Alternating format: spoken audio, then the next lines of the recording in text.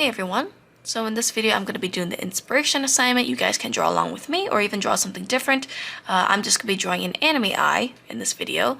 So let's get started. As you can see, this is a really new setup. My hand does not look purple this time. But anyways, yeah, there will be times where my hand will look purple because of the lighting. But anyways, let's get started. So the eye is generally not very hard, as you guys might think. It's hard at first, especially when you don't know what you're doing, obviously.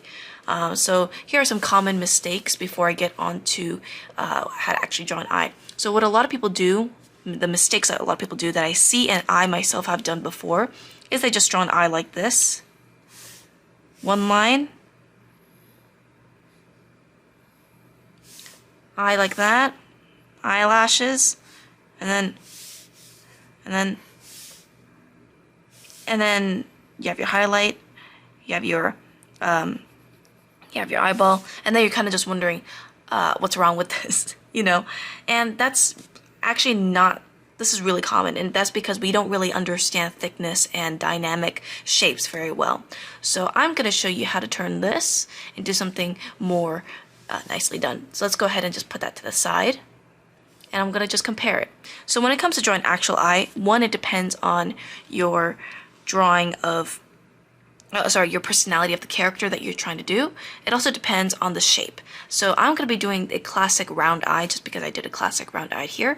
And let's just get started. So when it comes to a classic round eye, you want to make sure that your eye line has thickness. So first you want to draw out your guideline first, start high up first here. And then as it gets lower, you want it to curve downward and kind of go into a more circular shape. This is just the base. So we're not done here yet. Now we're going to add thickness. So when it comes to the thickness area here, a lot of the time it frays at the beginning. And as it gets lower and lower, it starts getting thicker and thicker, until it kind of reaches this kind of thick point here. And if you want, you can even add some fraying lines over here. And these are just simply for a more dynamic feel. You don't want to just have a uniform, shape like this. You want to have kind of bits of dynamic feel to it. You want to have a bits of big, medium, and small shapes. And notice that I tapered the end here. And notice also how I did like a little shell of a drawing. Rather than just go straight into shading, to make it easier for you guys, I made it so that you guys can easily shade this in and already have your work done for you. In fact, I'm actually going to curve this a little bit more and I erase the inner part here. So I'm taking my kneaded eraser. This is something that is really, really nice to have because look at this. When you erase, it doesn't leave any pencil shavings at all whatsoever. So you kind of just can tap it out or whatever. No eraser shavings. Really, really nice. So you want to taper this towards the end. There. So once we have that done, we can go ahead and draw in our pupil or our eyeball. And eyeballs usually, you don't want them to go way too long down, like, all the way down here. You want them to go just kind of towards the end where this starts coming together. So, and usually when I draw an eye, I like to kind of leave the top part just a little bit open, just so that it looks more alive. And I don't like to overfill my eye either. I just kind of like to make sure that maybe this is more like a 70 or 80% fill. This will actually look more like a 90% fill. And then the whites can be more like a 10% white, 90% eyeball. And the reason why I do this ratio is because it looks more cutesy, especially for a classic round eye like this. And here we can add the eyelashes towards the edge here. So it kind of connects between the two. By the way, I see a lot of people also adding like lines down here as to show the whites. Don't do that because that gives a very, very strong border and it's like kind of like a statement. So you don't want to do that. I'm actually going to make this a little bit smaller, just so it's not overfilling everything. I'm going to go ahead and erase what I did here. It's okay to erase and make mistakes, you know. That stuff happens all the time. So notice how my pupil is also kind of going a thick to thin motion. It's not all around round, you know, something like, it's not always round like this. It's more going like an oval shape. So it's thick to thin, like so. And that kind of gives a more cutesy feel as well. Now let's add an eyelid. And the eyelid is really important because it kind of shows that, you know, there's a bit of a lid on top, and we have that as well, of course. I mean, for Asians, we have more of a monolid. We don't have a lid, but a lot of people get surgery for that, to get a double lid just to make the eyes look a little bit more open and alive and cute. A lot of Westerners have, or foreigners have, Westerners, European, American, whatever, and even other ethnicities usually have a eyelid. And of course, it all comes in different sizes. But anyways, I digress.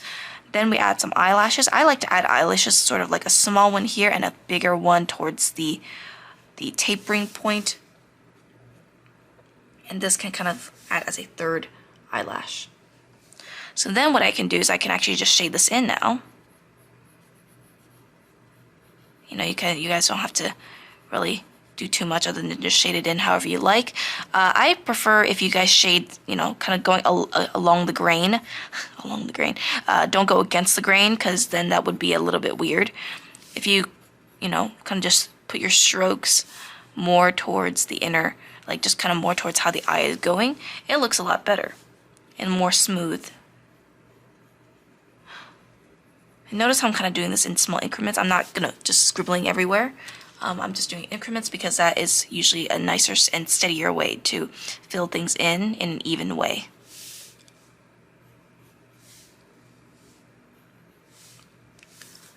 So now we have our eye. As you can see, much different compared to the old one. Let's add an eyebrow. Eyebrows aren't too high up here, like off the screen. It's not too high up here. It's more closer. It's more like up to here. And because if you look at your own eye and you look at the measurement between your eye and your eyebrow, it's actually a lot closer. So I like to make my eyebrows kind of thick in the front and then gradually make them thinner at the ends. So now let's go ahead and shade this. Let me zoom out just a little bit. Whoops, that's zooming in. There. So let me zoom out a little bit. Now I'm going to be drawing in our highlight, and this depends on where the light is, but I'm just going to say this is a frontal top lighting. We have our pupil down here, and the reason why I'm not filling this all in like this is because I'm going to shade this in later, so I'm just kind of putting this as an indication. Then towards the top, preferably in a similar direction, make sure that the top is the darkest, because that's where the shadow of the eye is. You know, kind of like your eyelid is casting a shadow on top of your eye or pupil, and it kind of creates this nice little gradient. If your character's eye color is a lot darker, then just make it a lot darker, but still leave a little bit of light towards the end. So notice how I'm making a gradient, and as it approaches a lower field, or kind of like a more the middle part, I go lighter and lighter and lighter.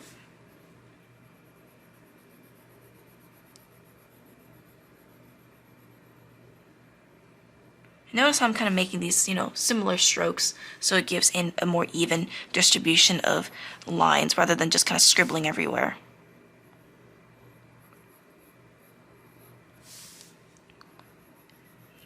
Pupil will generally be a lot darker as well, so that doesn't need much of a gradient.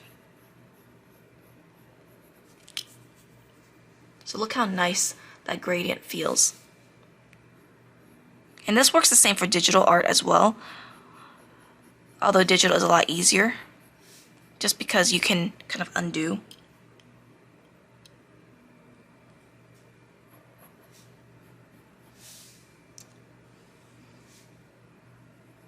And here, I like to add some highlights on the bottom.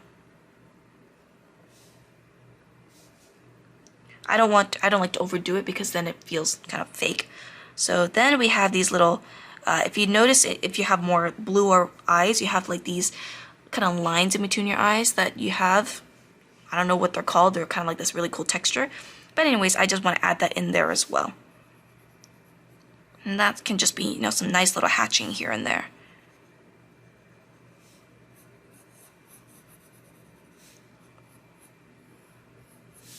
We can darken the edges here. And we can even add some shading towards the bottom as well, just to kind of give it some nice depth. You don't have to do this, but it's kind of optional. In fact, I'm going to make this part darker here.